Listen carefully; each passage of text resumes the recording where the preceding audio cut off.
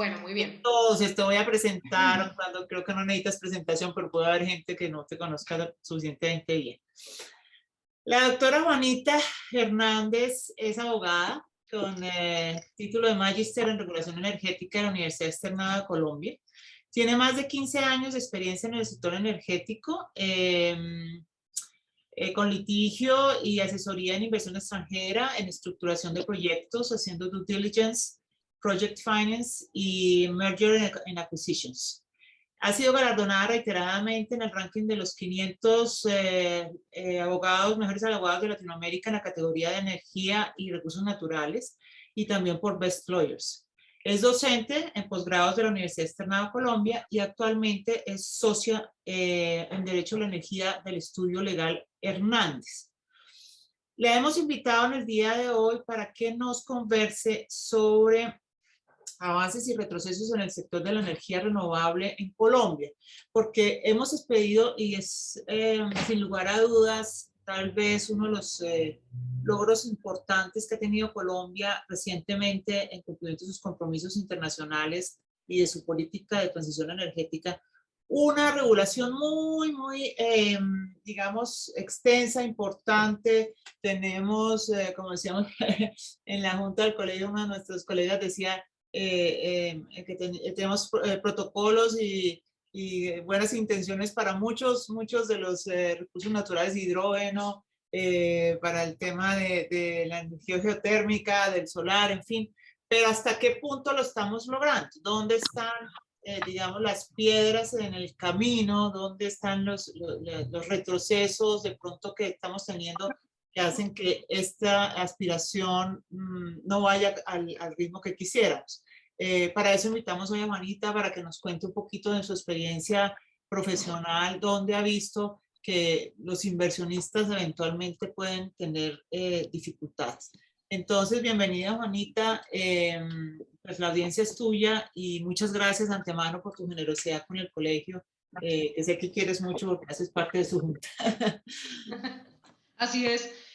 Buenos días a todos y bueno, muchas gracias a la presentación de la doctora Adriana, a nuestra presidente y pues bueno, a la invitación del colegio para compartir con ustedes un poco sobre el estado actual, ¿no? En que estamos en el mundo de las energías renovables.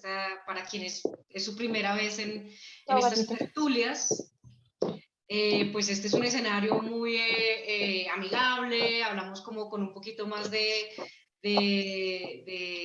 pues sin tantos tapujos, hablamos con mucha más tranquilidad, porque la idea es simplemente pues como poder conversar un poco entre colegas y entre amigos del sector sobre pues lo que acontece en este caso particular de las energías renovables.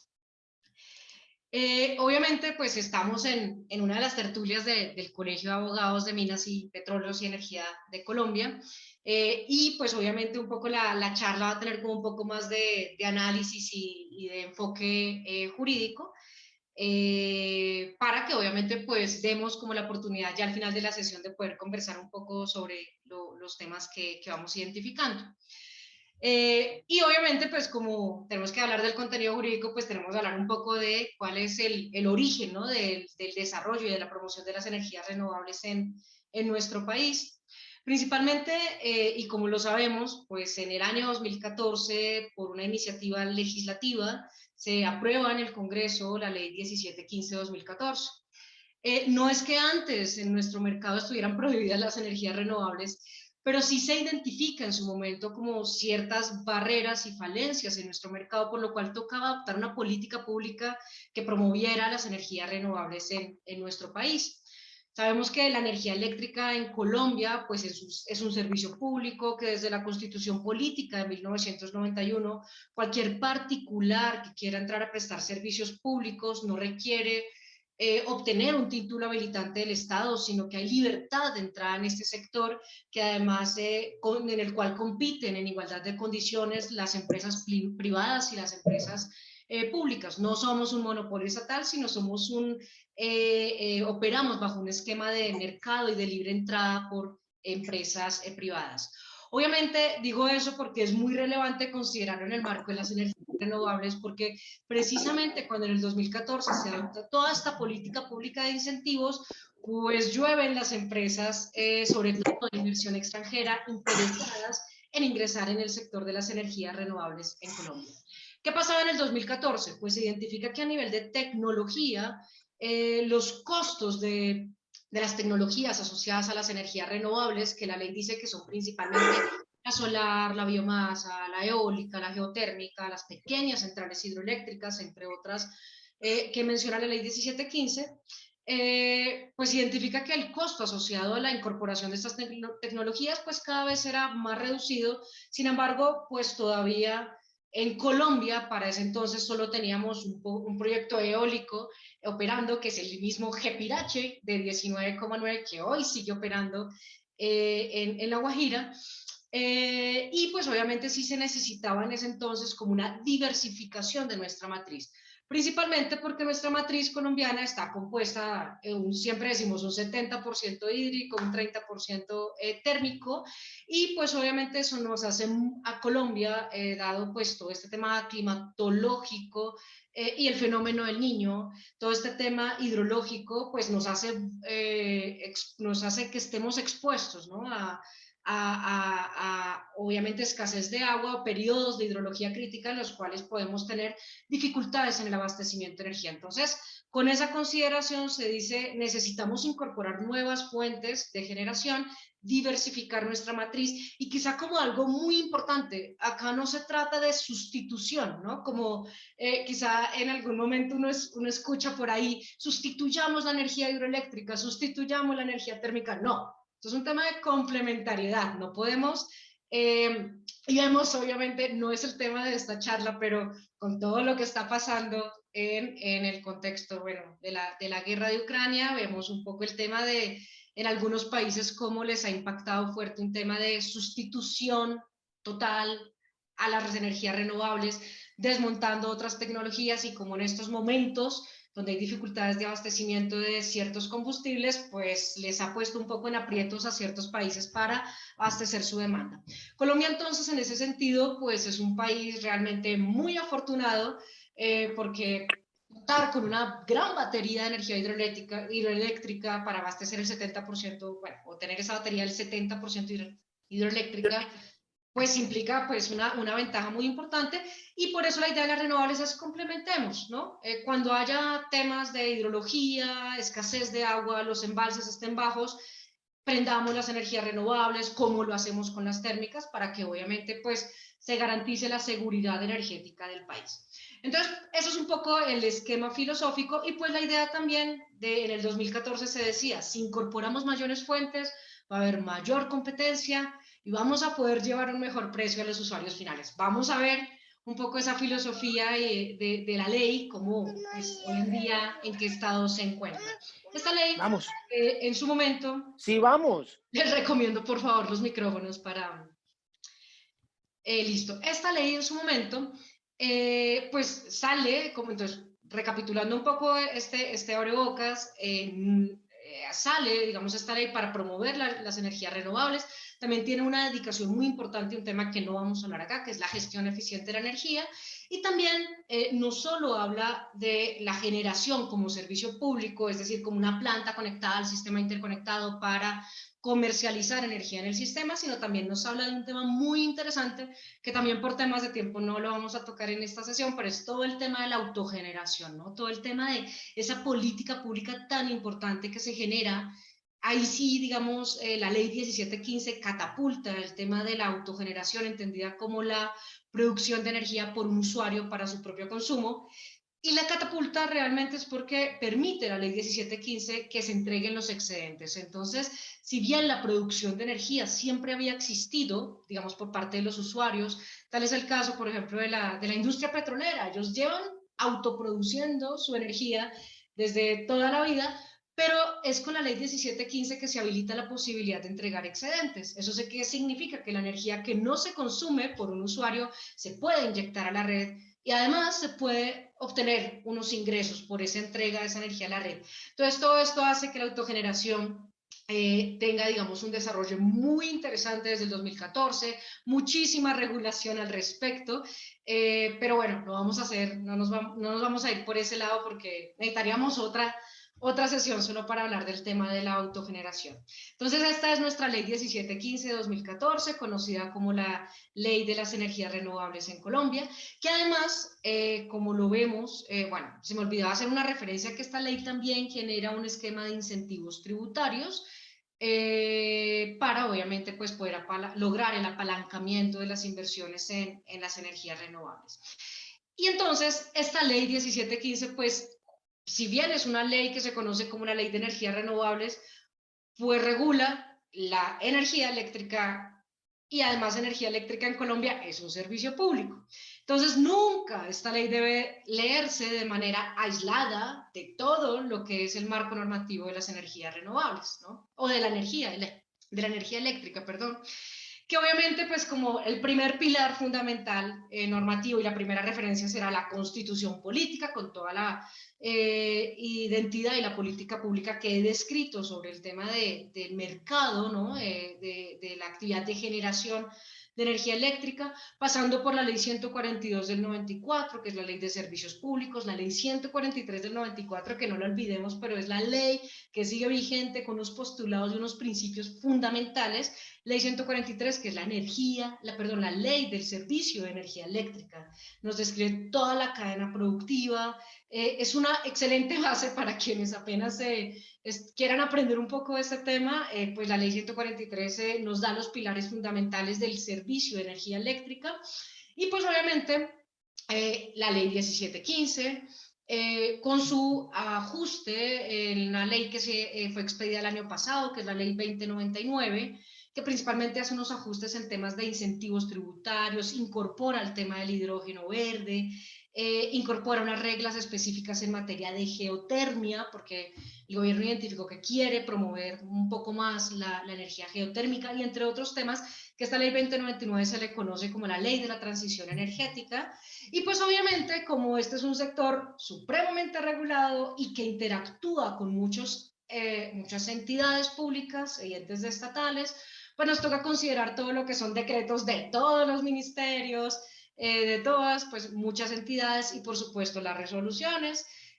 Acá principalmente tenemos que considerar las resoluciones de la Comisión de Regulación de Energía y Gas y ahora la UPME, la Unidad de Planeación Minera Energética, que solía ser una entidad en el sector energético, pues de carácter técnico y de planificación del sector, como su nombre lo indica, la Unidad de Planeación Minera Energética, pero que con el boom de las energías renovables y toda la reglamentación se le han ido cargando cada vez más funciones, con lo cual pues lo ha vuelto a esta entidad una entidad que ya no es netamente técnica y operativa, sino también es aplicadora de normas e incluso promulgadora de ciertas resoluciones y normativas que debemos considerar y aplicar quienes participamos en este sector. Entonces la UTME, y lo vamos a ver a lo largo de esta charla, un poco el cambio filosófico en sus funciones que ha tenido por el tema de las energías renovables.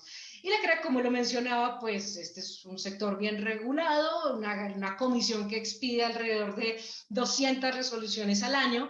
Principalmente, además, eso se considera por muchos como una de las barreras de entrada al sector de la energía en Colombia, porque es un sector supremamente regulado y pues, bueno, conocer todo este marco regulatorio que te establece qué se puede hacer, qué no se puede hacer o cómo se pueden hacer las cosas, pues muchas veces se convierte en una barrera de entrada al sector. Además, en materia de resolución, pues obviamente lo de todas las demás entidades con las que interactuamos en materia local, en materia de licenciamiento ambiental y en materia de comunidades. Para culminar como este primer abrebocas del marco jurídico muy general, quisiera hacer una referencia a este tema porque lo vamos a mencionar un poco más adelante en la materia de retos. Al igual que las actividades mineras, petroleras, pues la actividad de energía eléctrica también es considerada una actividad de utilidad pública. Y esta utilidad pública, y bueno, enfocada en el tema de la generación de energía, pues está considerada desde la ley 56 del 81, reiterada en la ley 142 del 94, y de manera específica, esta connotación de utilidad pública se reitera en la ley 1715 y en la ley 2099. ¿Qué se dice puntualmente? Se dice que la generación de energía es un asunto de utilidad pública y que hay una primacía de esta actividad respecto de todo lo referente al ordenamiento territorial, planificación ambiental, servidumbres, fomento económico, etc. ¿Esto qué significa? Y lo vamos a ver más adelante, pues que esta actividad, al ser un servicio público y al tener una connotación de utilidad pública desde la misma ley, prevalece realmente sobre las demás actividades que en principio no sean consideradas de utilidad pública, pero sobre todo más importante, prevalece sobre los usos del suelo asignados a nivel local. Yo creo que para los colegas abogados que me acompañan acá ya pues se están identificando hacia dónde vamos con esta reflexión en la que profundizaremos más adelante. Ahora, veamos un poco qué era, que cuando entra en vigencia la ley 1715 que teníamos. Teníamos un procedimiento de conexión que recordemos que las plantas de generación se construyen con la intención de conectarse a la red y pues poder comercializar y vender energía y obtener un lucro, ¿no? Por dicha actividad. Resulta que cuando ingresa la ley 1715-2014, además que para ese momento ya la verdad había varios inversionistas extranjeros intentando desarrollar proyectos de energía renovable. Cuando aparece esta ley, pues teníamos un trámite de conexiones regido por una resolución 106 de 2006. La resolución 106 de 2006, que además era una resolución chiquitica, esta vez una resolución de la CREC, pues obviamente estaba diseñada para cuando únicamente se conectaban, por decir una cifra cualquiera, 20 proyectos al año. Cuando hoy en día pues ya con el cabo de los años se recibían 100, 200 solicitudes de proyectos por año. Entonces esto que, como lo podrán ver, pues esto fue el inicio de un poco un tema de colapso y de desconocimiento en materia, en todo el tema de conexiones. Entonces, en el marco de esta resolución, se establecía que cualquier proyecto de generación interesado en conectarse a la red, pues debía solicitar, presentar un estudio de conexión ante el operador de red. El operador de red, recordemos, es la empresa, digamos, propietaria de las redes de distribución, la empresa de servicios públicos, ante la cual pues uno tiene que, y por la ley, así lo expone la ley 143, uno tiene que solicitar el acceso a las redes para poder conectar la planta. Y obviamente si la viabilidad técnica es favorable, pues eso pasaría a la UPME y la UPME daría un concepto de conexión, aprobando o no la conexión del proyecto. Pues obviamente la ley 1715, con los incentivos y con la promoción que se hizo a nivel internacional y todo, pues fue un rotundo éxito, al menos en la atracción de inversión extranjera. Llegaron pues muchísimos desarrolladores, también los colombianos empezaron a incorporarse aquí en el tema de las energías renovables. Y pues obviamente lo que pasa y lo que pasó en Colombia y lo que también ha pasado en todos los países a nivel internacional es un colapso de las redes y de los puntos de conexión. Lamentablemente, pues este colapso o estas solicitudes estaban a nombre de quizá de varias empresas, personas naturales o jurídicas que no estaban siendo muy serias en materia de acometer las inversiones y poner en operación las plantas de generación en el tiempo pues que debían hacerlo. Entonces en en el año pasado, empieza a promoverse todo esto desde el año 2020, pero el año pasado tuvimos una intervención muy fuerte en materia de conexiones en nuestro país. Se cambia todo este esquema normativo, se reasignan funciones, se cambia absolutamente todo el esquema, se establece un régimen de transición y se emite una nueva resolución de la CREC en materia de conexión de proyectos de energías en general, ¿no? Esto no es solo renovables, pero pues obviamente son los renovables los que más que todo se han visto afectados. Se expide entonces la resolución CREC 75 de 2021.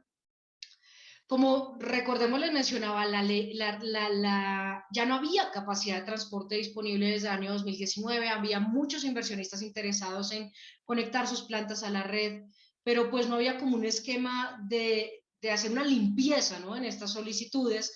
Entonces, porque la ley, la regulación como que no establecía una regla muy clara al respecto, entonces daba, digamos, como cierto temor por las entidades tomar decisiones de liberar esta capacidad de transporte para las empresas que no hubieran sido juiciosas en el desarrollo del proyecto, etcétera. Entonces sale esta ley, esta resolución 75-2021, en la cual pues se interviene el mercado, se adoptan muchísimas medidas. Esta es una resolución, la verdad, supremamente casuística, que de antemano es como una de las primeras críticas y reflexiones que uno puede hacer al respecto. Creo que nos fuimos a un tema de regular muy general a ya regular en detalle, y pues para los abogados sabemos que cuando tú regulas en detalle, pues más caos generas, porque lo que no está en el caso concreto, pues como que queda en un vacío, pero pues obviamente eso puede estar afectando ciertos derechos.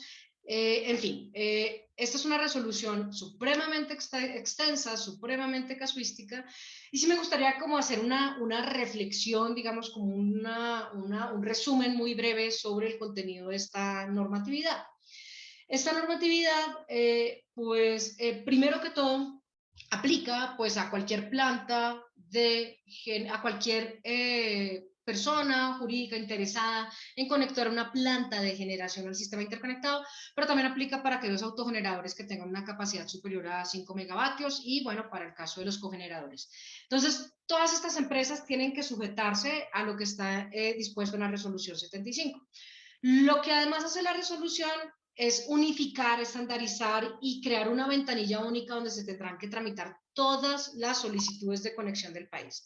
Recordemos que brevemente lo mencionaba antes, que quien estuviera interesado tenía que ir ante el operador de red, y recordemos que cada operador de red ponía sus propias reglas, sus propios procedimientos, sus propios contratos, algunos daban información, otros no daban información, un poco de caos.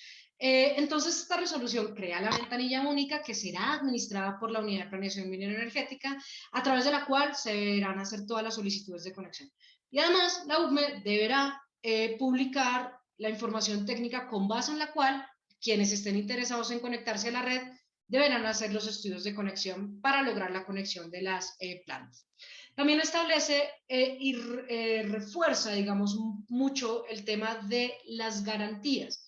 Si bien desde la resolución 106 de 2006 se establecía que quien tuviera un punto de conexión tenía que presentar una garantía líquida equivalente a $1 por cada kilovatio hora a entregar a la red, lo cierto es que muchos promotores no estaban constituyendo esa garantía, y la consecuencia, que era pues perder el punto de conexión, tampoco se estaba dando. Entonces ese también era otro de los problemas que teníamos en su momento. Quienes tenían puntos de conexión no ponían la garantía bancaria y no pasaba nada. Pues esta resolución 75 hace dos ajustes principales en materias de garantías. Uno, la multiplica por 10 veces, entonces ya no es de $1 por kilovatio hora, sino de $10 por kilovatio hora. Entonces, digamos, encarece ese costo financiero de la garantía asociada al punto de conexión, pero también establece que quien no constituya la garantía bancaria en un término de 2 meses a partir de la emisión del concepto de conexión será sancionado con la pérdida del punto de capacidad de transporte asignado, y además tendrá una sanción de 12 meses en los cuales no podrá volver a pedir un punto de conexión asociado al mismo proyecto. Entonces, vemos una intervención fuerte. Creo que esa parte sí era necesaria, la parte de las garantías, porque sí tocaba dar una señal muy importante, una señal al mercado de que fuéramos serios en el desarrollo. Esto es un negocio, por supuesto, pero es un servicio público. La intención de todo esto y de la promoción de las energías renovables es que se incorporen estas energías, y pues no que sigamos en una especie de especulación de negocio. Chao los especuladores, queremos que el desarrollo sea serio. Otro de los temas importantes de la 75 es que nos establece los proyectos tienen una FPO, que es la fecha de puesta en operación. Entonces nos define cuáles son esos eventos, eventos restrictivos en los que podemos hacer un cambio de la fecha de puesta en operación. Es decir, el concepto de la UFME sale con una fecha de puesta en operación y me dice: su proyecto tiene que entrar en operación, no sé, en diciembre del 2023. Y resulta que muchos promotores decían a la UFME: no, ahora voy a entrar en el 24, ahora voy a entrar en el 25, ahora en el 26. Y pues la UFME, hacía, digamos, esos ajustes, pero era un tema que no se encontraba arreglado. La 75 dice: usted solamente puede pedir un cambio de FPO bajo determinadas causales, ya sea fuerza mayor, orden público, atraso en licencias y permisos, pero usted tendrá que acreditar ante la entidad que se están presentando esas causales bajo las cuales usted quiera hacer un cambio en la fecha de puesta en operación, y la entidad decidirá si le concede o no el cambio de la FPO. Es un tema también, digamos, importante, que también es necesario, y además cada proyecto queda atado a una curva S. La curva S, pues, y sonará como un poco curioso, ¿no? Para otros sectores, la curva S fue regulada. Entonces la UPME emite, hay una circular donde hay un Excel que dice, esta es la curva S, esta es la única curva S que yo admito, y además en la misma resolución 75 se dice, esa curva S debe diligenciarse bajo determinados parámetros. Entonces, ahora los abogados hacemos curvas S de proyectos de generación, porque como la regularon, entonces vienen los abogados para que diligenciemos la curva S, que es algo pues bien simpático que se ha presentado. Creo que entendemos, digamos, el objetivo de regularla o de establecer como ciertos parámetros para la curva S, pero obviamente pues eso es uno de los ejemplos que les comento de la regulación un poco más en detalle y un poco más en exceso que se presentan en este caso de esta resolución. Y finalmente, como para hablar de un top 5 y no de los 50 temas nuevos que trae esta resolución, establece un mecanismo de priorización de proyectos, que va a tener un impacto muy importante en el desarrollo de proyectos. La priorización de proyectos consiste en que la UPME creará como un esquema de valoración, un algoritmo en el cual pues se le dará como un mayor puntaje, por decirlo de alguna manera, a aquellos proyectos que se encuentran en un mayor estado de desarrollo. Entonces se van a priorizar aquellos proyectos que, por ejemplo, cuenten con licencia ambiental, cuenten con consulta previa, antes incluso de tener el punto de conexión. Yo creo que para los que me están escuchando dicen punto polémico, porque en el esquema de desarrollo realmente no tiene mucho sentido que yo no tenga un punto de conexión y que esté tramitando una licencia ambiental o una consulta previa, que claramente es lo más costoso en el desarrollo de un proyecto. Entonces, pues tema interesante, digamos, en el cual pues habrá que hacer como una reflexión, porque vemos, y anticipo, pues que esta regla, entendemos obviamente a dónde va, y es como pues premiar a los proyectos que estén más desarrollados, pero desde la realidad de desarrollo de los proyectos pues no tiene como mucho sentido que un proyecto pues tenga una licencia ambiental antes de tener la certeza de que puede conectar su planta al sistema para entregar energía. Con esto hacemos pues cerramos una reflexión en materia de conexión para pasar por otros temas mucho más rápidos. ¿Qué teníamos cuando entra en vigencia la ley 17? ¿Cuáles fueron como esas barreras, esas dificultades que se presentaron en su momento? En materia de licenciamiento ambiental, obviamente no contábamos con términos de referencia para poder hacer las solicitudes de permisos ambientales y de licencias ambientales ante las autoridades. Por supuesto, había mucho desconocimiento desde la tecnología y desconocimiento técnico. Entonces, eso fue una barrera muy complicada que quizá nos costó del año 2014, en que llegan pues toda esta cantidad de desarrolladores, quizá hasta el año 2018, 2019, donde ya la misma ANLA sacó sus términos de referencia, donde ya las mismas corporaciones empezaron como a entender un poco el tema tecnológico. Todavía tenemos dificultades, no lo vamos a negar, pero al menos pues ya digamos las autoridades ambientales saben, reconocen la tecnología, entienden un poco, entienden de qué se está hablando, y pues obviamente había como un tema de capacitación interna para poder hacer un trámite y una evaluación acertada de este tipo de proyectos y de los impactos que generan, ¿no? Porque había como un desconocimiento de todo. Entonces, un tema de cómo estaba antes y un poco pues cómo estamos ahora. Esto obviamente, el tema de licenciamiento ambiental asociado no solo al proyecto, sino también a la línea de conexión. Entonces, este es un tema pues en el cual también hemos ido avanzando. Otro tema es el tema de la regulación. Recordemos que sale la ley 1715, y la ley 1715, como casi toda ley, dice regúlese, y entonces la regulación pues se nos demoró un poco. Por ejemplo, para hacer la referencia en materia de la autogeneración, La ley, pues desde el 2014 estaba creada, estaba todo el tema de entrega de excedentes de la autogeneración y tocó esperar hasta el 2018, o sea, 4 años después, para que se estableciera todo el esquema de cómo se iba a entregar esa energía a la red, cómo se iba a reconocer y todo el tema de la autogeneración a pequeña escala. Entonces, obviamente la regulación pues fue una barrera importante en su momento porque no se contaba con una claridad normativa y regulatoria al respecto. Uno, pues en materia de acceso a las redes, que como vimos, pues tocó esperar hasta el año pasado para que se hiciera como un ajuste en esta resolución del 2006 para pues ajustar todo el tema de conexiones.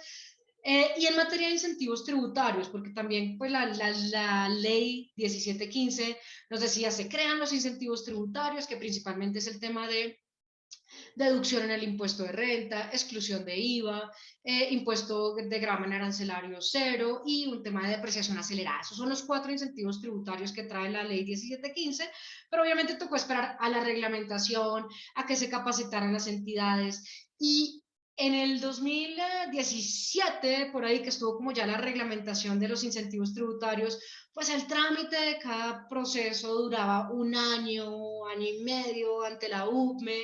Entonces, todo esto era supremamente complejo porque obviamente eso frena el desarrollo de los proyectos, frena la puesta en operación.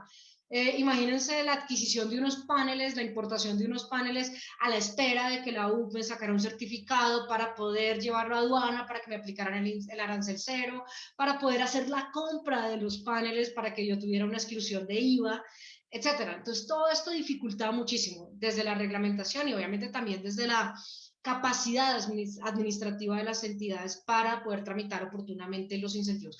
Esto pues ha mejorado, lo veremos más adelante. Entonces la regulación pues también fue una barrera muy importante en el momento para el desarrollo de los proyectos de energías renovables.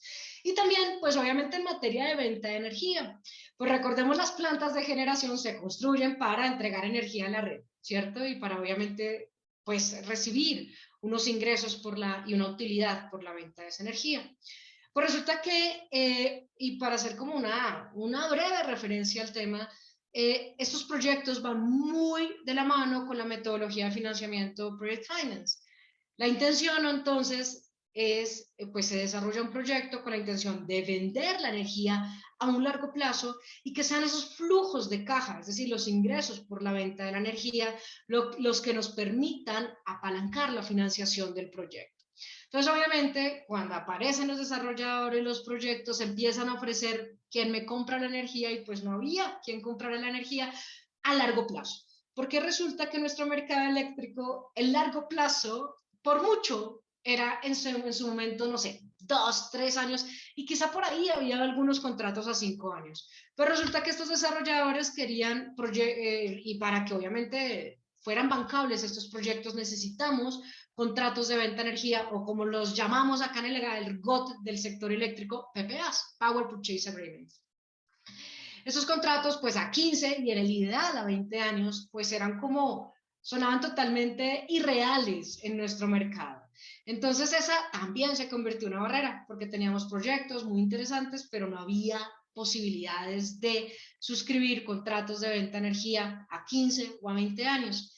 Entonces, en el año 2018, en el gobierno de Santos se expide este decreto 570, en el cual se establece como toda esta política y dijeron, vamos a hacer subastas del gobierno, no vamos a crear, digamos, a nivel internacional, sino mira un poco el tema de incentivos para incorporar las energías renovables, se han creado incentivos de diferente naturaleza, ¿no? Lo que llamamos el feed-in tariff o temas de despacho priorizado para energías renovables o que el gobierno literalmente compre energía renovable para sí mismo, en fin. Colombia, pues sí, tradicionalmente nuestro mercado no es de esas distorsiones en mercado, acá somos más un poco de oferta y demanda, dejemos a los privados o empresas públicas que compitan y que el mercado sea como libre. Yo soy también, digamos que comparto, digamos, esa filosofía de no intervenir tanto como el precio con subsidios y cosas ahí que generan como un poco de ruido. Y entonces se crea, digamos, en el 2018 todo un esquema de subastas. Y pues a la fecha, digamos que las subastas lo que facilitaron fue primero, un entendimiento del mercado de, bueno, cómo es este tema de las energías renovables, porque lo cierto es que generaba mucha incertidumbre, ¿no? Acostumbrado uno a la energía hidroeléctrica que te produce 24 horas, 7 días a la semana, y pasar a una tecnología que muchos compradores la perciben como una tecnología intermitente, porque dependen de un recurso, ¿no? El recurso solar o el viento. Entonces, ¿qué pasa si no hay viento? ¿Qué pasa si no hay sol? Entonces, ¿cómo eso nos afecta al suministro de energía? En fin, digamos, todas esas complejidades. Entonces, las subastas yo creo que facilitaron, uno, para que el mercado como que entendiera un poco más el funcionamiento de estas tecnologías, para que se animaran a comprar. Y pues obviamente, pues en la primera subasta, que fue en el 2019, pues cerró con un precio supremamente interesante. Entonces eso hizo que el mercado reaccionara y dijera, ¿cómo así? ¿Puedo comprar una energía o más económica o igual en condiciones de precio que la energía hidroeléctrica? Entonces, bueno, más adelante hablaremos un poco más en materia de subasta, pero obviamente viéndolo desde la perspectiva de la barrera, que es lo que estamos viendo en este momento, pues la subasta se convierte en un mecanismo para poder vender energía, y además hoy en día, pues con todo este conocimiento, pues hay cada vez más empresas que están dispuestas a suscribir contratos bilaterales para la compra de energía de fuente renovable. Obviamente, pues sí, ya como para concluir esta segunda fase de nuestra tertulia, otro de los temas que quería mencionar como barreras, pues obviamente el desconocimiento regulatorio, normativo, la falta de regulación de algunos temas. Acá somos muy dados a que si no está regulado, entonces como que no se puede hacer, y eso es un tema pues que tenemos que ir superando realmente. Yo como digo, lo que no está regulado y pues mientras no esté prohibido es un tema en el cual nos podemos mover, pero acá mucho el sector espera que algo se regule para poderlo hacer. Y un ejemplo de esto, simplemente como un paréntesis, es el tema de los sistemas de almacenamiento de energía. ¿Quién decía, digamos, que uno no podía instalar unas baterías de energía para almacenar energía?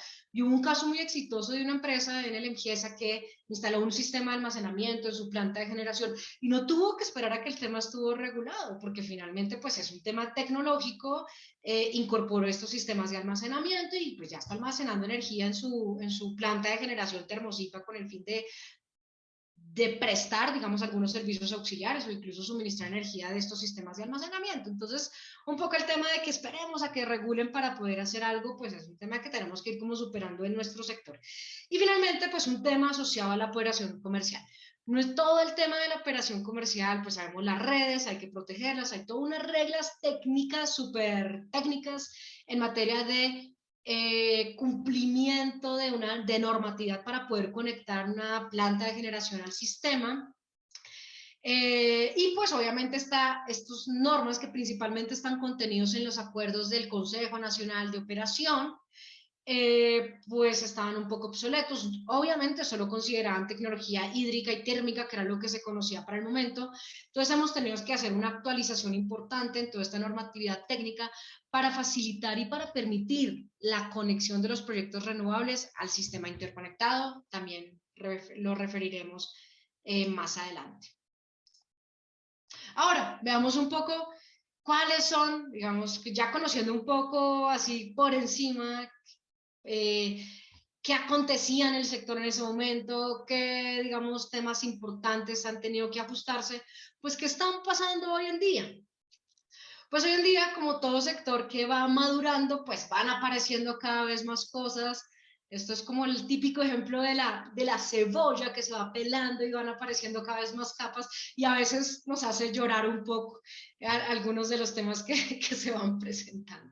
Entonces quiero enfocarme principalmente en 5 o 6 ejes en materia predial, ambiental, y pues para mis colegas de sector minero y de hidrocarburos, pues todos estos temas les van a ser supremamente familiares, pues eran temas que quizá estaban un poco aislados del sector de la energía eléctrica, pero que ya definitivamente han llegado a nuestro sector y estamos teniendo pues dificultades en el desarrollo de los proyectos de energía renovable. Vamos a ver como una primera referencia en materia predial. Es bien interesante y hacer el contraste con el sector minero y petrolero, sobre todo en términos de uso del suelo, ¿no?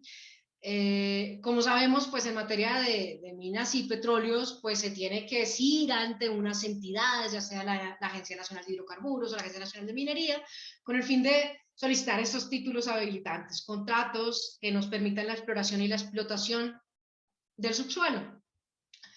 Pues en materia de energía eléctrica no, simplemente son desarrolladores buscando predios en los cuales puedan instalar plantas de generación. Entonces, normalmente el esquema de desarrollo y de uso del suelo en nuestro sector, pues es un negocio entre privados, normalmente se suscriben ya sean contratos de usufructo o de arrendamiento principalmente, en virtud del cual se le llega a un propietario y se le dice, me arriendas tu predio por 35 años para para hacer una inversión multimillonaria, instalar una planta de generación, y pues generamos un contrato de arrendamiento supremamente robusto porque tiene que ser bien bancable, en virtud del cual pues se va a hacer ese uso del suelo. Pues obviamente como se va a hacer una inversión millonaria en ese suelo en virtud de un contrato de arrendamiento, pues todo el tema predial, de estudios de títulos tiene que ser a prueba de balas y a prueba de bancos. Entonces, más que una revisión jurídica pues que obviamente se realiza de las escrituras públicas, la tradición y que yo esté suscribiendo el contrato con el propietario y que, no sé, superar el tema de si las hay falsas tradiciones, bueno, todo este análisis jurídico con el cual estamos pues muy bien empapados, nos toca hacer una revisión en materia de superposición con otros proyectos. Porque resulta que yo puedo estar arrendando un predio de propiedad de Pepito Pérez, pero resulta que ese predio en su subsuelo puede tener existir en en esa misma área o zona de influencia, puede haber un título minero, un título de hidrocarburos, una concesión de una carretera, un gasoducto, un poliducto, etc. Entonces, eso ha generado también una dinámica muy nueva en el sector y que es todo ese tema jurídico y de negociación para lograr la coexistencia y la convivencia entre proyectos, porque para los conocedores, pues todos esos proyectos que acabo de mencionar son también de utilidad pública. O sea, aquí no hay un tema de, oye, la planta de generación prevalece sobre el tuyo, entonces tú te tienes que ir. Además, porque desde la estructura jurídica, que es un debate supremamente interesante, pues estas empresas, sobre todo aquellas que tienen contratos de concesión o de I&P suscritos con el Estado, pues tienen un derecho otorgado por el Estado en virtud del cual pueden aprovechar el recurso disponible en el subsuelo del Estado. Entonces, no estaría nada bien, que el Estado me otorgue el aprovechamiento del subsuelo y que yo llegue y construya una planta solar en el suelo que restrinja la posibilidad de aprovechar ese subsuelo. Este es un tema y de pronto a algunos ya les estará picando la lengua porque es un tema muy interesante que va a seguir dando de qué hablar. ¿Cómo lo hemos superado por el momento? Pues por las buenas prácticas empresariales, por la colaboración empresarial, recurriendo a las empresas directamente. Oye, yo sé que tienes un título minero acá, oye, yo sé que estás explorando acá, sé que tienes un pozo petrolero allá, sé que hay un poliducto acá, pero yo voy a construir, yo ya celebré un contrato de arrendamiento con el propietario, que obviamente me otorga el derecho del suelo, en virtud del cual pues voy a ocupar esta área, pongámonos de acuerdo, hagamos un acuerdo de coexistencia, veamos cómo vamos a coexistir, a convivir durante los siguientes 40 años o 30 años. Además, recordemos que hay una norma muy importante que está contenida en el artículo 26 del decreto 2820, en virtud del cual, si en el área que yo quiero licenciar ya existe un proyecto con licencia ambiental, será deber del solicitante acreditar la coexistencia y la identificación de los impactos, ¿no? Entonces, en los trámites de licenciamiento ambiental se nos han abierto como incidentes en virtud del cual se nos da como un pequeño litigio, donde obviamente la autoridad ambiental convoca a todos aquellos que tengan o licencias ambientales o proyectos en trámite de licenciamiento ambiental en el área de influencia del proyecto de generación con el fin de que ejerzan su derecho de defensa, controviertan, se opongan, si es el caso, al otorgamiento de la licencia ambiental para la construcción de la planta de generación. Y esto pues ha abierto también unos escenarios bien interesantes. Y en mi experiencia, si bien pues en el licenciamiento siempre se han recibido muchas oposiciones, sobre todo pues proyectos de hidrocarburos, aquellos que tienen en exploración 300.000 hectáreas, pues imagínense con cuánto se superponen 300.000 hectáreas en materia de proyectos de generación de energía renovable. Pues ha habido posiciones, pero la verdad que la autoridad ambiental siempre ha sido muy conciliadora y mientras no haya una afectación directa, es decir, que no haya un pozo que se traslape con un panel solar, pues la autoridad ambiental ha dado la señal de que no identifica que haya incompatibilidad entre las actividades y en general ha optado por otorgar la licencia ambiental. Quería hacer una reflexión, porque estamos en un escenario jurídico, entonces quería hacer una reflexión un poquito más larga al respecto de esto, porque es un tema que sé que es interés de los miembros del colegio, porque es un tema que a nivel jurídico pues seguirá representando importantes retos y pues que obviamente esperemos que nunca se nos dé un escenario donde de pronto se imponga por parte de alguna autoridad ambiental o que el Ministerio de Minas tenga que entrar a hacer una mediación en este tema y de pronto otorgar una prevalencia de algún proyecto sobre otro. Esperemos que no lleguemos a ese escenario, pero lo cierto es que como el desarrollo y la construcción de estos proyectos renovables pues es relativamente sencilla versus el tema minero y petrolero en materia de uso del suelo, pues obviamente cada vez serán más frecuentes este tipo de conflictos. Obviamente en materia predial, pues hay que ver un tema de que no haya una superposición en materia de áreas protegidas y lo mismo que nos pasa en materia de otras industrias, pues hacer un tema de presencias de comunidades,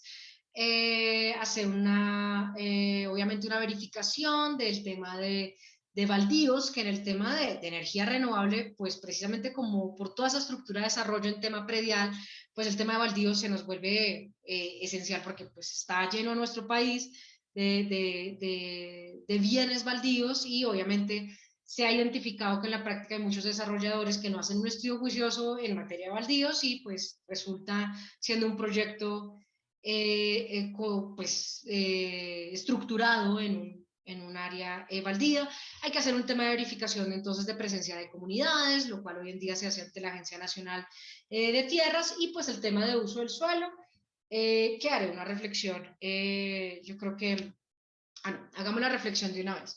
En materia de uso del suelo y pegado y ligado, ¿no?, a la reflexión inicial que hacía sobre el tema de utilidad pública. Pues ahora nos está pasando en los proyectos de energía renovable que a nivel local estamos teniendo ya todo tipo de oposiciones en materia de uso del suelo.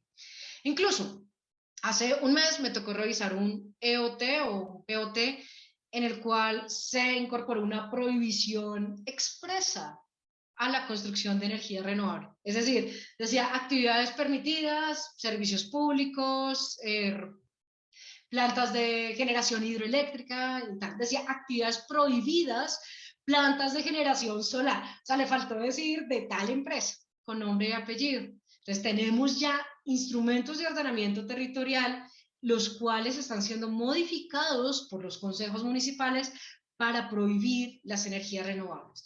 Esto obviamente por un tema, uno, político, y dos, pues obviamente de protección local. Digamos que hay sectores, por mencionar, sector ganadero.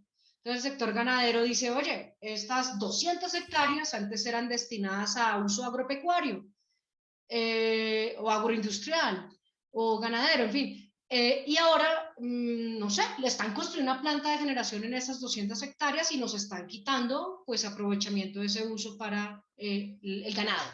Entonces eso hace que a nivel político se hagan ajustes y pues ha llegado incluso a que hoy en día, pues como el ejemplo que doy, que se modificó un plan de ordenamiento territorial para prohibir la generación de energía. Sabemos que es un tema absolutamente ilegal, pues que se podrá litigar, digamos, y sancionar, ¿no? Incluso llevar a un disciplinario, pues para los funcionarios que se prestaron, digamos, para hacer este tema, pero obviamente eso afecta al desarrollo del proyecto porque obviamente cuando uno le da las alternativas al cliente le dices, no, mira, tenemos que hacer tantos años dedicados a superar este tema o si te arriesgas, pues de pronto te arriesgas a que te pongan una sanción, en fin, todo esto genera pues muchísimas reflexiones y dificultades y pues obviamente en un manejo indebido en las decisiones de las autoridades locales y de un manejo politizado de oposición al tema de los proyectos de energía renovable. Entonces recordemos, y uniéndolo a esta tercera diapositiva de utilidad pública, por mucho que el municipio quiera hacer esto, pues estas son actividades de utilidad pública y como la ley 1715 y 2099 lo señalan, prevalecen sobre cualquier asignación del uso del suelo a nivel local. No puede, está prohibido y es ilícito este ajuste en los planes de ordenamiento territorial para restringir la instalación de estos proyectos de generación con energías renovables, dada esta connotación que está en la misma ley. Además, para que se cuente con la connotación de utilidad pública, no debe recurrirse ante ninguna autoridad adicional. En nuestro sector, existe un trámite de declaratoria de utilidad pública, que es un procedimiento pues, que se lleva a cabo ante el Ministerio de Minas y Energía, pero ese procedimiento se lleva a cabo únicamente cuando se pretende la expropiación de predios, porque tan de utilidad pública es nuestra actividad de generación de energía eléctrica que puede llegar a que si yo no logro la negociación de los predios con los propietarios, puedo llegar a declarar la utilidad pública ante el Ministerio de Minas y Energía con el fin de que me permita como empresa privada o pública, la emisión de actos administrativos expropiatorios. Entonces, así digamos, obviamente el tema de la expropiación es un tema supremamente remoto, se maneja mucho en el tema de las grandes hidroeléctricas, no se ha manejado, o muy poco, una o dos veces se ha manejado en el sector de la energía renovable, pero pues obviamente es como uno de los ejemplos de cuál es la magnitud de la utilidad pública y prevalencia de esta actividad sobre las normas del nivel local. Está viéndola ahorita, listo, nos queda un ratito más. Entonces, en materia pues de relacionamiento, pues obviamente también tenemos dificultades, como les decía, pues tenemos la planta y la línea de conexión de la planta. Cuando no se logra una negociación de mutuo acuerdo con los titulares de los predios en los cuales se va a hacer la línea de transmisión, pues nos toca ir a procesos de imposición de servidumbres. Estas imposiciones de servidumbres son procesos en los cuales la línea va, como digo yo, va sí o sí. El proceso se limita exclusivamente a el avalúo, a la indemnización por ese gravamen, ¿no?, que se impone en un predio respectivo. Pero obviamente, pues como son procesos que se hacen ante los jueces locales, pues también lamentablemente se encuentran politizados, autos admisores de demanda que no salen en un año, en año y medio, entonces obviamente toca ir con disciplinarios ante los jueces, etcétera, para poder agilizar este tema. Entonces hay dificultades en materia de imposición de las servidumbres y por hacer una referencia no muy grande, porque este es otro tema en el cual podríamos hablar 2 horas, pero es el tema de todas las dificultades que son de público conocimiento que están teniendo las empresas en el departamento de La Guajira, pues por un tema que mencionaremos más adelante, y es el tema de comunidades, pero también por todos los procesos de imposición de servidumbres para la construcción de las líneas de conexión. Entonces, en materia de relacionamiento con entes, pues también falta, mayor concertación, ¿no? Digamos que los mismos supuestos y el manejo y el flujo de información entre las entidades, que la información que maneja la Agencia Nacional de Tierras sea la misma que maneja el Ministerio del Interior, sea la misma que maneje la Unidad de Restitución de Tierras, que no tengamos como criterios o valoraciones diferentes de estas autoridades respecto de los mismos supuestos de hecho. Entonces, un tema en el cual pues obviamente habrá que trabajar con mayor socialización y obviamente estandarización de información entre las autoridades. Una breve reflexión también en materia de licenciamiento ambiental, como les mencionaba, pues ya tenemos términos de referencia, hemos avanzado, ya hay un mayor conocimiento tecnológico por parte de las autoridades ambientales de nuestro país. Obviamente, como siempre, y esto nos pasa a todos los sectores, a todas las industrias, el ruego principal es la mejora de tiempos, porque obviamente el licenciamiento ambiental nos toma mucho tiempo y consume mucho tiempo en el desarrollo, muchas audiencias, muchos requerimientos. Entonces, este tema obviamente es un llamado siempre a mejorar en el tiempo del trámite de las licencias ambientales. El tema de la información, lo quise resaltar porque a veces uno revisa en los sistemas de información a nivel nacional de la ANLA o a nivel de las corporaciones y a nivel, digamos, como ya mediante la inspección ocular, uno dice, bueno, acá me dice supuestamente, no sé, la información de la autoridad ambiental dice que acá hay un humedal, pero realmente uno va y no hay ningún humedal. Entonces, todo ese tema de información, pues hay que seguirlo trabajando para que obviamente la información que tienen las autoridades ambientales refleje lo que realmente uno se encuentra en terreno y obviamente un fortalecimiento en materia del conocimiento técnico de las autoridades. Este tema, que también es un tema pues esencial y muy importante y que sí está generando muchas dificultades en materia de los proyectos, pues obviamente es eje esencial en materia de retos, ¿no? que nos representan el desarrollo de proyectos de energía renovable. Obviamente, como les mencionaba, cuando se hace todo ese diagnóstico predial, pues se hace una identificación de presencia de comunidades protegidas constitucionalmente con el fin de definir, pues si toca dar una protección y proceder pues con el derecho fundamental de consulta previa, que pues con la intención de socializar el proyecto y pues suscribir estas actas de acuerdos que permita el desarrollo del proyecto. Pues como les pasa a todas las industrias, pues en materia de energía renovable, pues también está teniendo un impacto importante. Principalmente los proyectos que mayor, o en el departamento donde mayor dificultad están teniendo, pues es Guajira.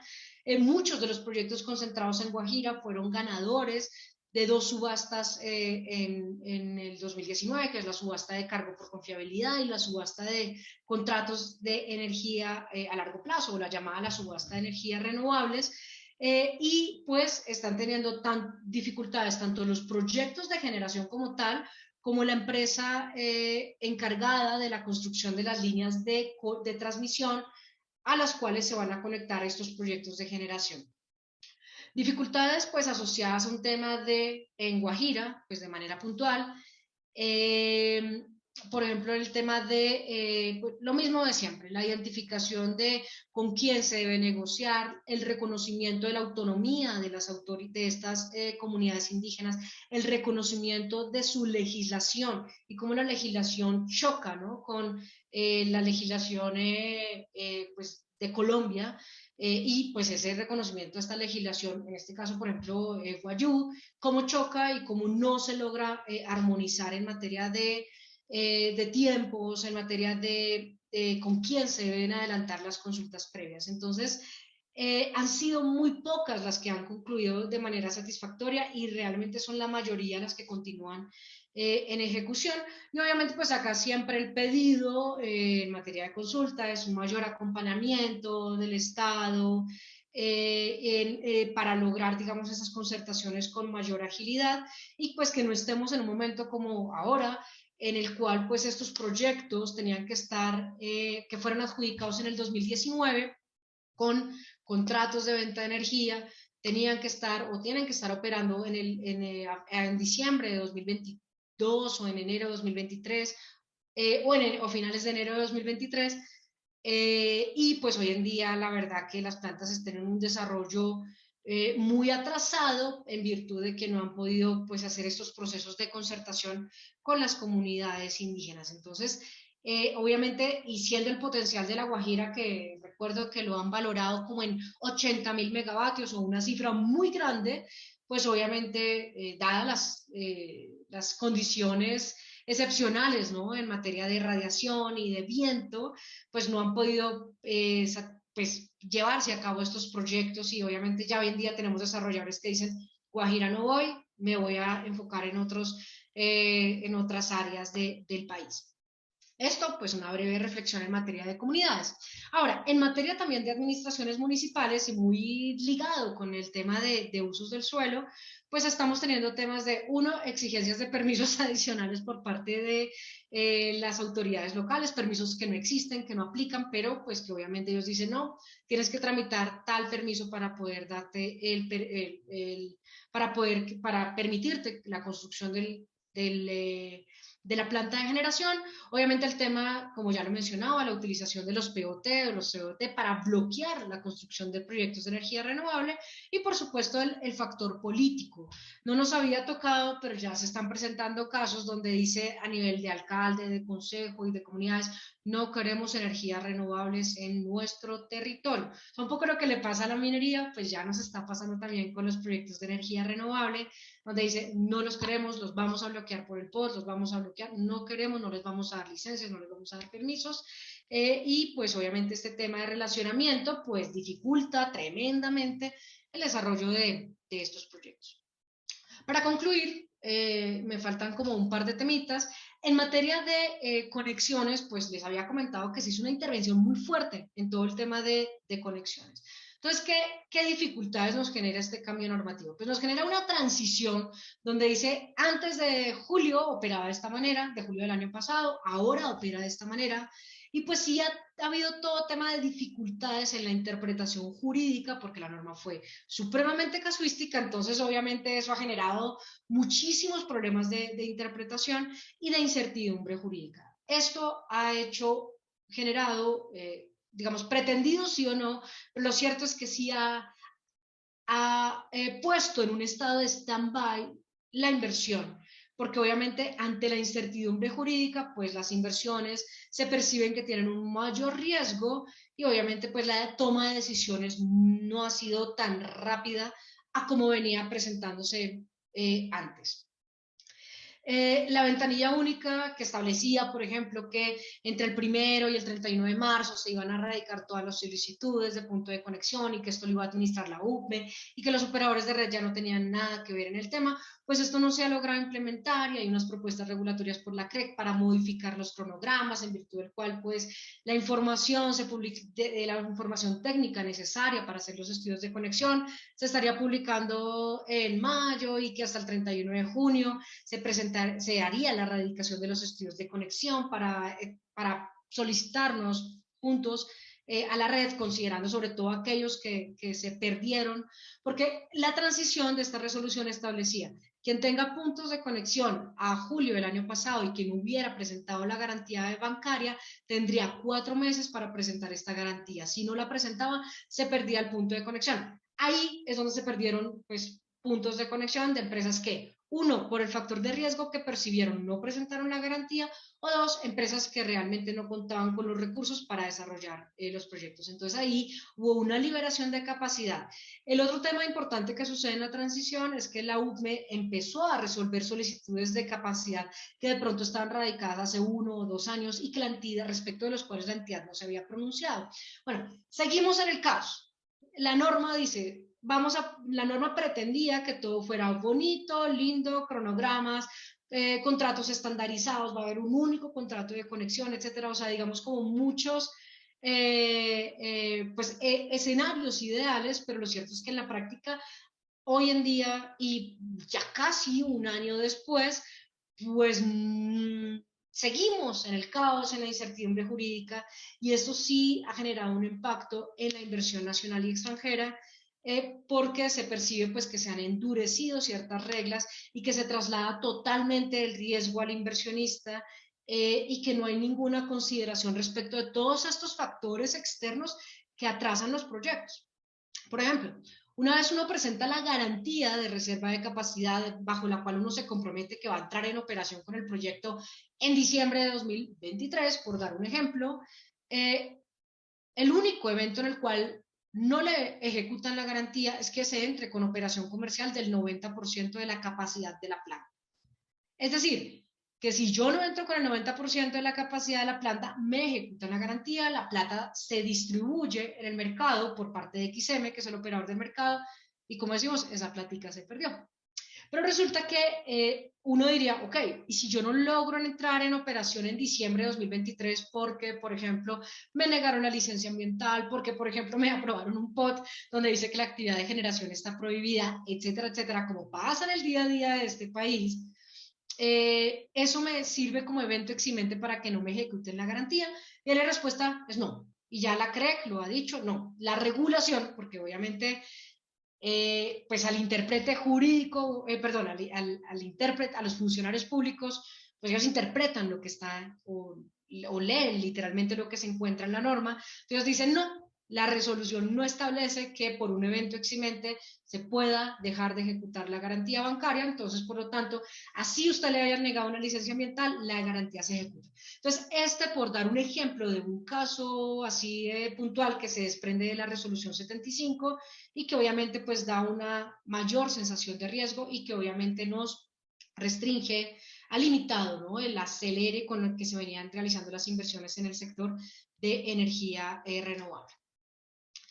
Y finalmente, para concluir un poco el tema, el esquema de retos, pues seguimos teniendo retos en materia de generación y de venta de energía.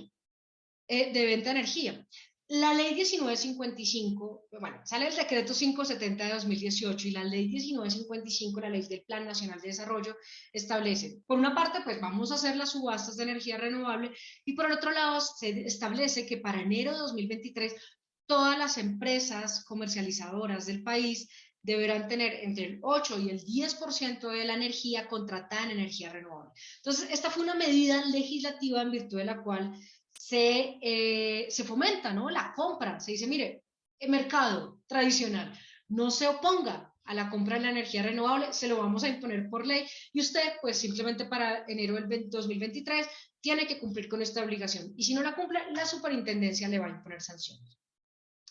En virtud de esto, pues es que se llevan a cabo las subastas. En Colombia hemos tenido 2 subastas de contratos de largo plazo, o conocidas como subastas de energías renovables, pues en virtud de las cuales son subastas, digamos, administradas por el Estado, pero el Estado no tiene un rol de compra, ni garantista, ni nada de esto, sino simplemente el Estado la primera subasta fue a través de la UPME y la segunda subasta fue a través de XM.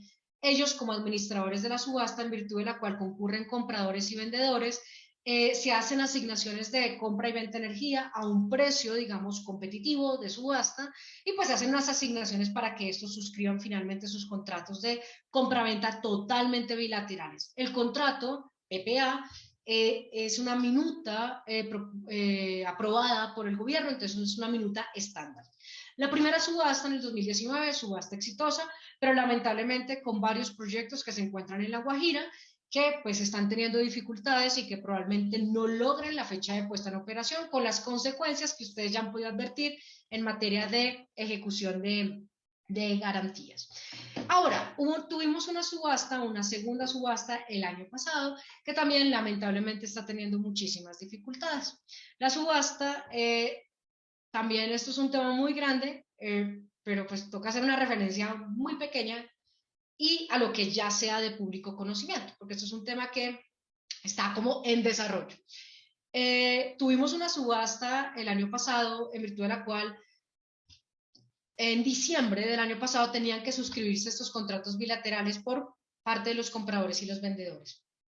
Pues tenemos varios compradores que no han suscrito los contratos de venta de energía que les fueron adjudicados por diferentes causas. Algunos de ellos argumentan que la subasta cerró a un precio muy alto, algunos de ellos dicen que no los pueden obligar a comprar una energía a 15 años cuando realmente, no sé, ellos tienen una comercializadora que va a terminar operaciones en 13 años, en 3 años, y así sucesivamente.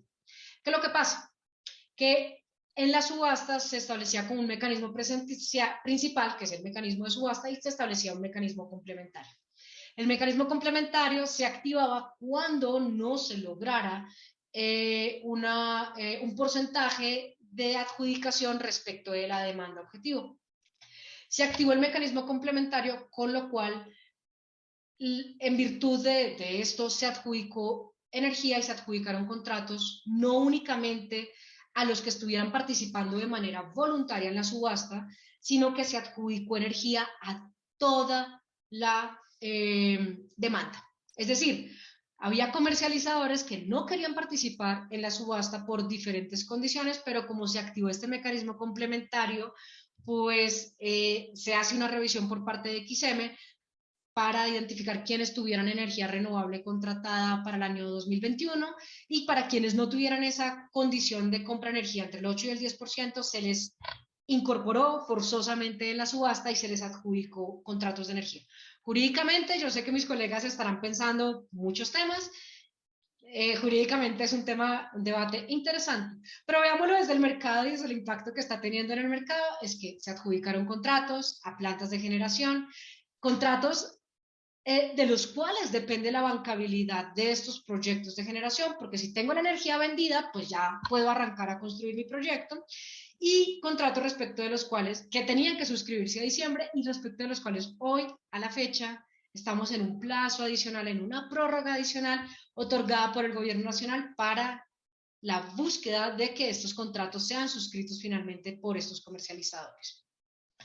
Desde el desarrollo, pues obviamente estos proyectos, mientras si yo tengo vendida el 60% de la energía, pero además no puedo disponer de ese porcentaje de energía porque teóricamente en una subasta se le adjudicó a un tercero, entonces son proyectos que lamentablemente hoy en día también estarán atrasados en su desarrollo porque ¿cómo van a ser las órdenes de equipos o van a iniciar la construcción si no tienen la totalidad de la energía vendida? Entonces, lamentablemente, nuestras subastas, ambas, una por las condiciones de consulta previa en Guajira y atrasos pues, en la construcción de los proyectos, y esta otra por el tema de la falta de algunos compradores de su intención de suscribir estos contratos, pues estamos en importantes dificultades, y eso obviamente que impacta, pues que las grandes metas de tener, creo que era una meta de contar para el 2022, creo que 2.500 megavatios instalados, pues estamos bastante lejos.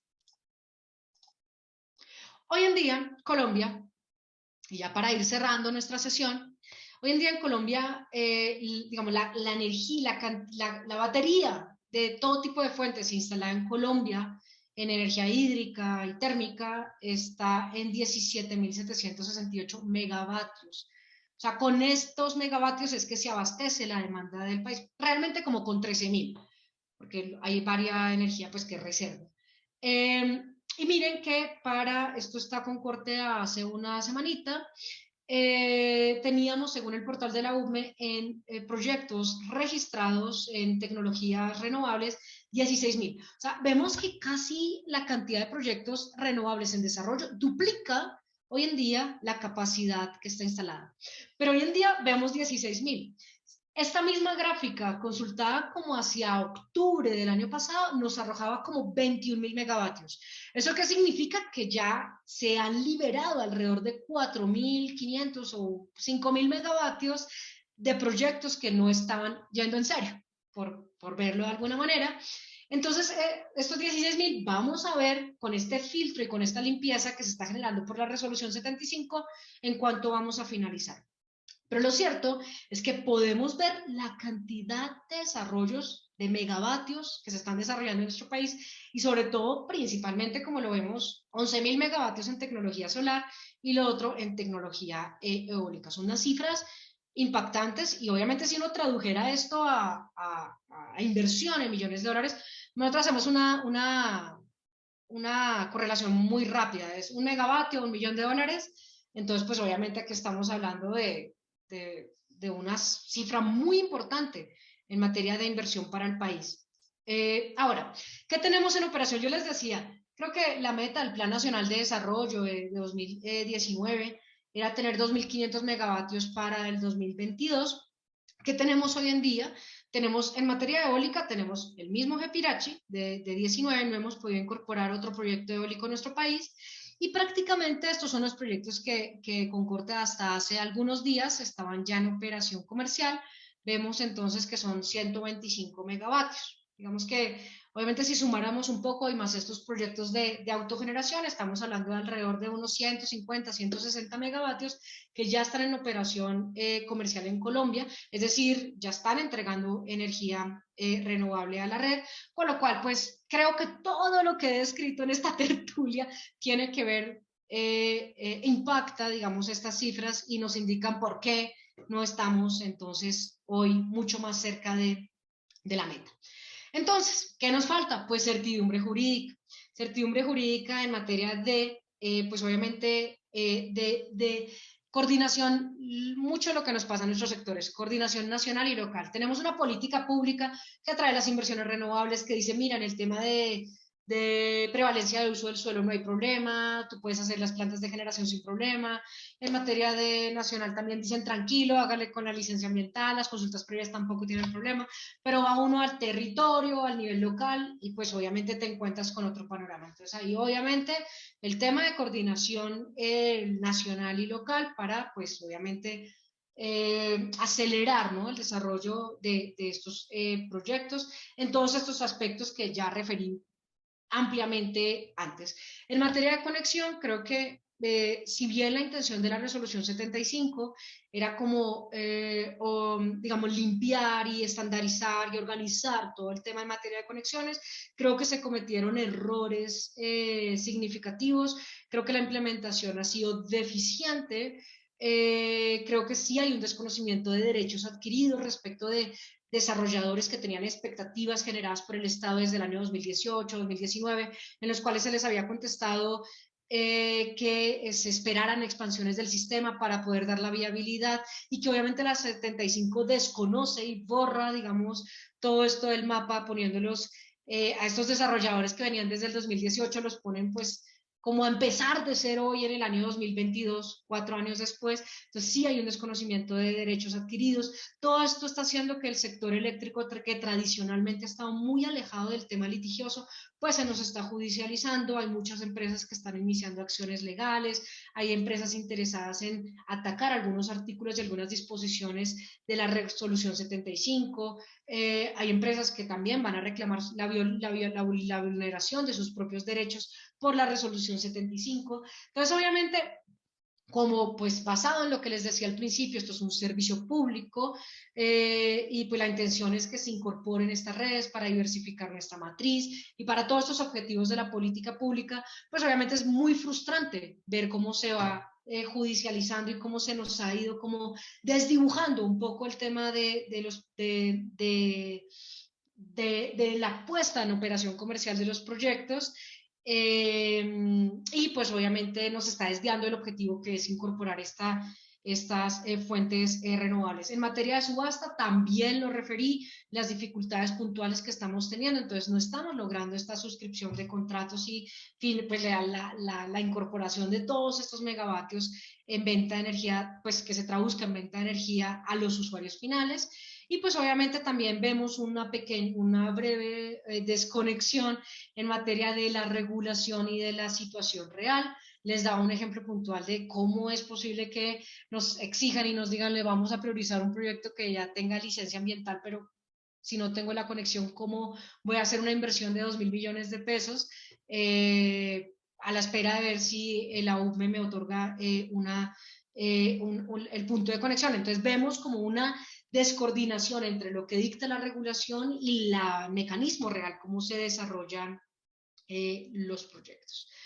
Vemos entonces, pues ya como para ir concluyendo, para el año 2000, vemos esta gráfica es muy interesante porque nos permite ver qué era lo que se desarrollaba antes y nos permite también ver por qué estamos como estamos. Entonces, acá vemos que para el año 2015 había 0 proyectos radicados ante la UME en tecnología solar.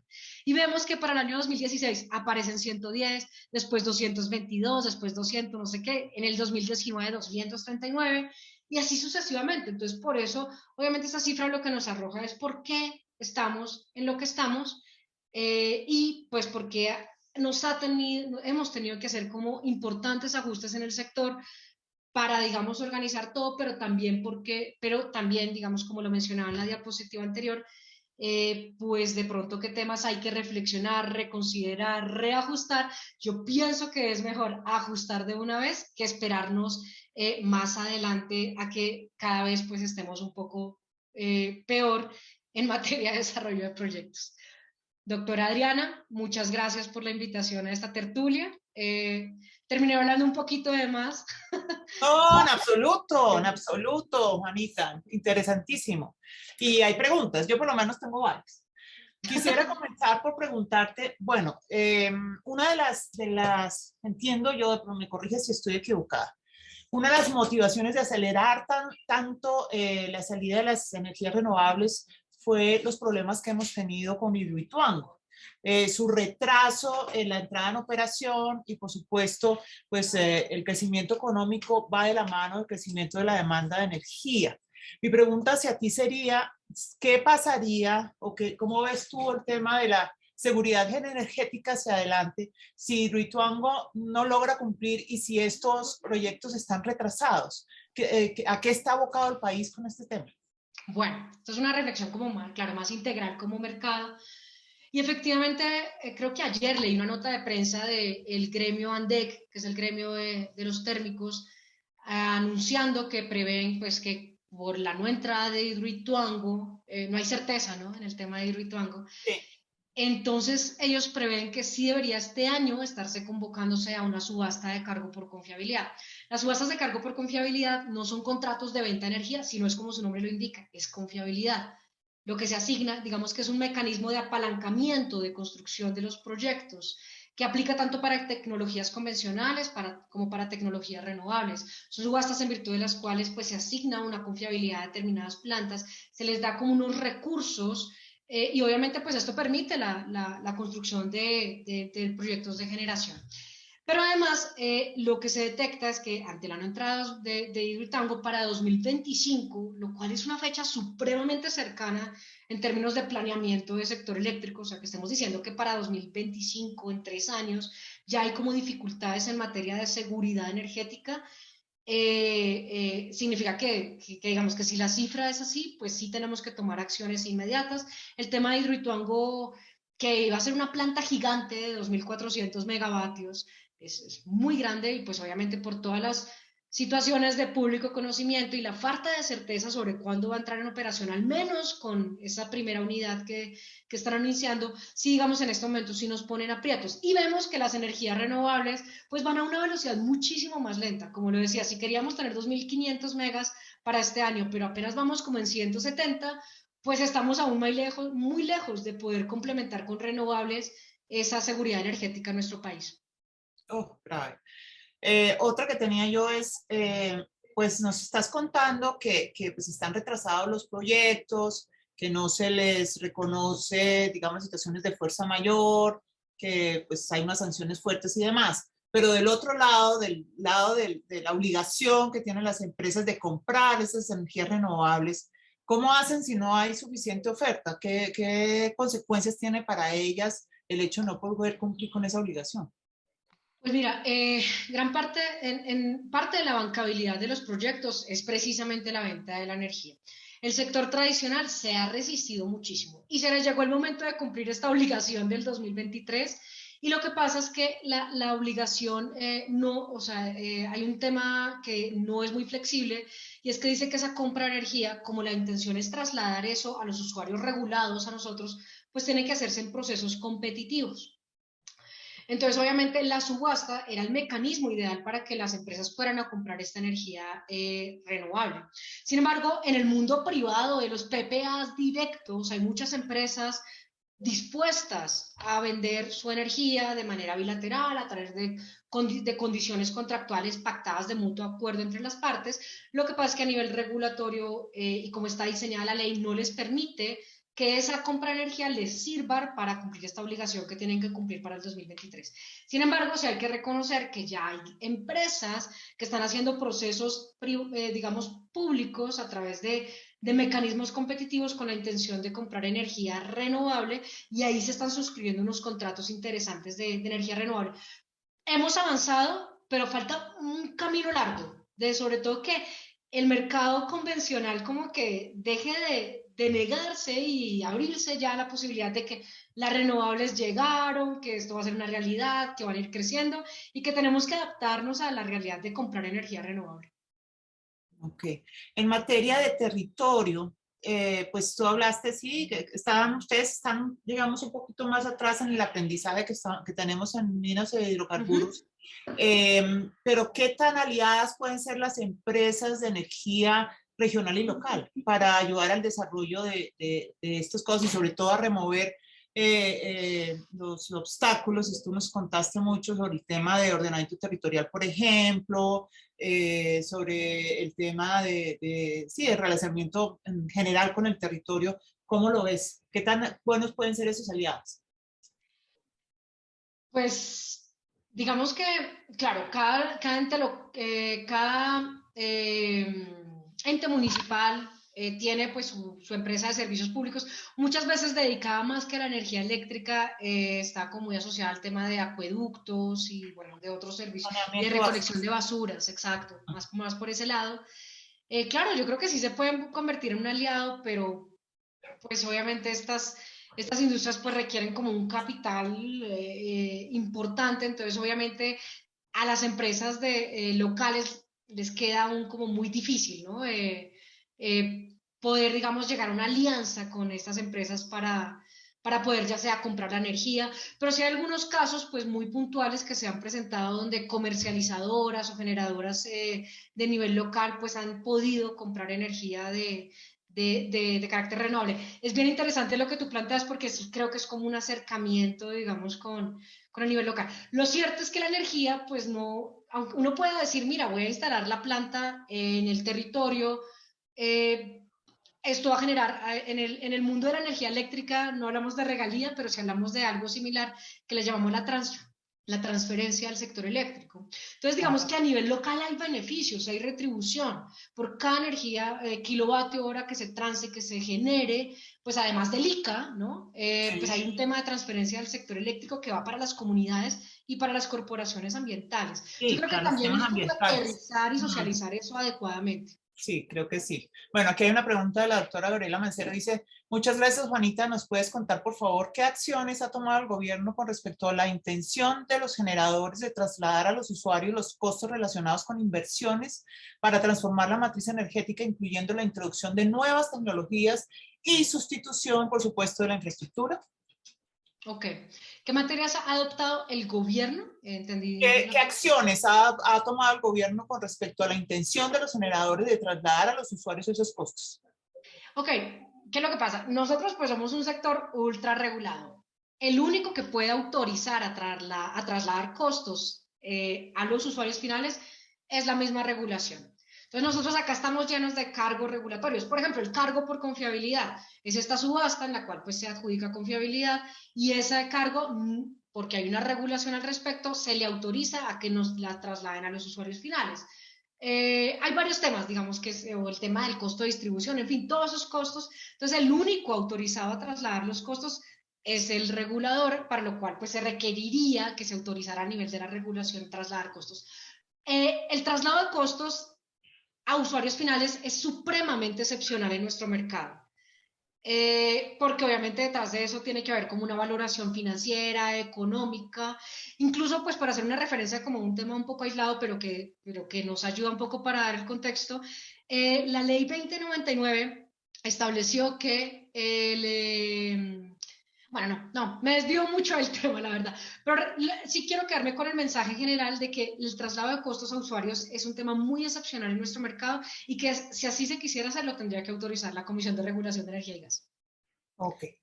Hay una pregunta de María Angélica Suárez que dice, ¿por qué arrendar los predios y no comprarlos? Por el Project Finance. Obviamente cuando tú arriendas generas un costo. Cuando tú compras aumentas tu CAPEX. Entonces es un tema del modelo financiero. Ah, ok. Hay una pregunta que si no entiendo, no sé si Jorge Eduardo López quiera hacerla directamente porque dice importación temporal, pero no sé, tal vez era en el momento en que estabas hablando de algún punto específico, no sé si él está presente y quiera hacer la pregunta. Hola, ¿cómo están? Hola. Hola, Juanita, ¿cómo vas? Muy bien, gracias. Pues nosotros cuando hicimos nuestro proyecto de energía solar, lo que acudimos fue a la figura de importación temporal como para no tener que esperar que la UNME con su paquidermia de entonces y con pandemia a bordo, eh, pues nos afectara. O sea, nosotros recurrimos a esa figura y tú tienes la posibilidad de pedir un tiempo extra, de tal suerte que pues mientras tú haces la importación y todo y vas como en línea de legalizar esa importación temporal que hiciste, pues con eso ganas tiempo. Ujú. Ok, esa es la reflexión. Ok, sí, afortunadamente la UCME ya está haciendo, pues en el trámite de incentivos ya está siendo muchísimo más eficiente, ya entendió la dinámica, ya fortaleció su personal. Claro, como tú lo mencionabas, pues tuvimos una época donde duraba año, año y medio para hacerse un trámite. Sí, se recurrió al tema de importaciones temporales, bueno, es un tema ya un poco más aduanero, pero entiendo que obviamente la importación temporal tiene que cumplir como con ciertos requisitos y tienes que retornar el equipo, ¿no? A su ciudad de origen bajo pues, ciertas reglas. Entonces, había muchos casos pues, en los que no se podía aplicar como tal. Lo afortunado es que ya en este momento pues, los tiempos de la UCME han mejorado realmente muchísimo. Muchísimo, ya hay solicitudes que salen en un mes, en 2 meses y bueno, ya no en año y medio. Bueno, yo tenía otra pregunta y es en relación con el sector ambiental. Digamos, por lo menos en lo que es minería, hidrocarburos, sobre todo en hidrocarburos, temas como offshore, temas como fracking, etcétera, pues el desarrollo de la regulación ha sido bastante lenta por el entendimiento de las tecnologías. ¿Cómo ves tú el tema, esto a nivel del sector ambiental? Y entiendo que hay algunas empresas que incluso limitan el tamaño de sus proyectos con el propósito de poder hacerle el esguinte a la licencia ambiental. Es una cosa que es triste decir, pero es así. ¿Qué nos puedes contar en relación con eso? Vale, pues bueno, en materia de energía eléctrica y de renovable, claro, una planta que no tenga más de 10 megavatios de capacidad instalada no requiere licencia ambiental. Sí requiere, por supuesto, de permisos ambientales, si los requiriese, ¿no? Digamos, el proyecto específico, aprovechamiento, lo que sea. Eh, lo que pasa es que el tamaño de los proyectos, cuando vemos que hay proyectos de 9.9, 19.9, responde no solo a un tema ambiental, sino a un tema regulatorio. Es un tema ya un poco más complejo de mercado, que si tu planta es menor, tienes derecho al recaudo del SERE, que es un costo asociado al cargo por confiabilidad, pero no lo tienes que devolver al mercado. Bueno, una asimetría regulatoria que existe. Pero en materia, digamos, para enfocarlos en el tema ambiental, efectivamente, pues ha sido un reto muy duro, como le mencionaba al principio, cuando entra todo el desarrollo fuerte de las energías renovables, un total desconocimiento de las autoridades técnico, ¿no? Técnico, donde no había términos de referencia, no conocían la tecnología, se inventaban impactos que realmente no tenían. No, entonces les tocó a los gremios y a las mismas empresas como generar todo ese material técnico, capacitar a las autoridades, pero obviamente siguen presentándose retos de desconocimiento pues técnico, además han aparecido nuevas tecnologías. Por ejemplo, el gobierno publicó la hoja de ruta de la energía eólica marítima. Entonces, esto es un tema donde se espera que ojalá para el 2030 esté como en operación el primer proyecto eólico marítimo, donde obviamente la hoja de ruta dice, caramba, hay que crear todo de cero. O sea, lo que estaba la tecnología solar y eólica en el 2014, pues es lo que va a hacer hoy en día para la aerolórica marítima, donde va a tocar identificar cuál es el impacto en el espacio marítimo, cómo hay que hacer los permisos para poder hacer las exploraciones, sí, cuál es ese impacto en el tema bueno, el suelo marítimo. Es un tema pues muy impresionante cómo se va a empezar a medir todo eso desde el ambiental. Entonces, pero oyéndonos pues a lo que se está construyendo hoy en día, ha habido retos, siguen pasando y pues obviamente nos pasa lo mismo que les pasa a todos y es que a nivel local pues la politización, ¿no? De las autoridades ambientales, las corporaciones autónomas, pues dificultan mucho los tiempos en la obtención de los permisos.